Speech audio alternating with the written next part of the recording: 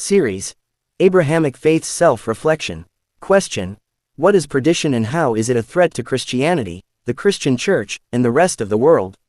The fracture. I stand at the threshold of a Gothic cathedral at midnight, where incense has long since faded and the candles have guttered into smoke.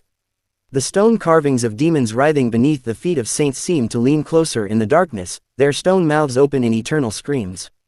Behind me, the streets of a European city sleep uneasily beneath January frost. Before me, a confessional booth stands empty, its curtain torn. This is the architecture of perdition, not merely a place but a presence, a cold wind that has blown through 2 millennia of Christian imagination, shaping how billions have understood God, themselves, and their neighbors. The word itself carries weight. Perditio, Latin for destruction, loss, ruin. It names the nothing that awaits the damned, the outer darkness where there is weeping and gnashing of teeth. But perdition is also something else, a thread wielded, a weapon forged in the furnace of fear.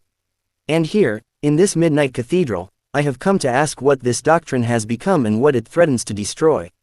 The dialectic. The first voice rises from the pages of Revelation, its imagery seared into Christian consciousness. The devil, who had deceived them, was thrown into the lake of fire and sulfur where the beast and the false prophet were, and they will be tormented day and night forever and ever. Revelation 20:10.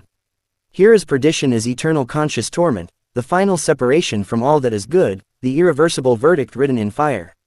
Matthew speaks with equal weight, but with different emphasis. Then he will say to those on his left, "Depart from me, you cursed, into the eternal fire prepared for the devil and his angels." Matthew 25:41. The fire was prepared for the devil. This is not humanity's original destination but the consequence of choosing darkness over light, of aligning oneself with the adversary rather than the Lord. But for Ezra, that wrenching text from the Jewish exile complicates the picture with brutal honesty. For the Most High will not be slow, nor will the Most Merciful show mercy. He will repay the wicked according to their deeds and according to the works of their abominations. 4 Ezra 7:36-37.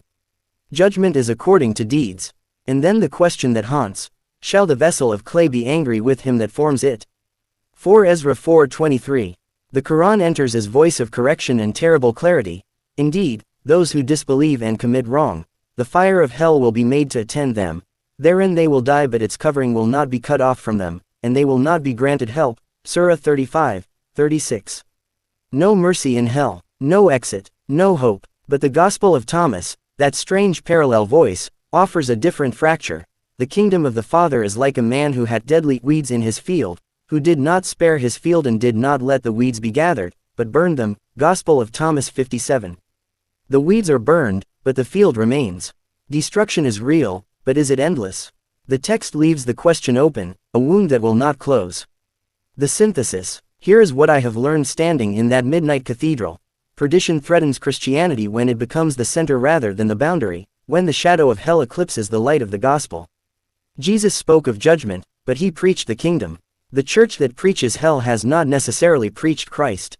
It threatens the church when it becomes an instrument of control, when fear replaces love as the primary lever of spiritual authority. A faith built on terror of damnation is not faith but hostage-taking. The confessional should be a place of mercy, not a torture chamber of the soul.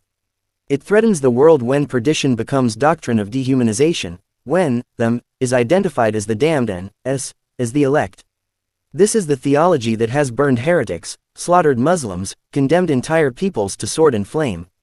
Hell is dangerous when it makes the living into executioners. And yet, the silence of perdition is equally dangerous. A God without judgment is a God without justice. The cry of the victims, the groan of the oppressed, the blood of the innocent, these demand an answer. If there is no perdition, then evil has no ultimate reckoning. The powerful may oppress without consequence, the innocent may die without vindication. The posture is this: hold the fire and the mercy together. Let perdition be what it is, the consequence of turning from love, the price of choosing death over life, without letting it become the message. Christ died not to scare humanity into obedience but to open the way home. Hell was not the plan. It is the warning, and even the warning is wrapped in longing. As I live, says the Lord, I have no pleasure in the death of the wicked, but that the wicked turn from his way and live. Ezekiel 33:11. Wisdom to carry. The measure of a faith is not how terrifying its hell is but how irresistible its mercy.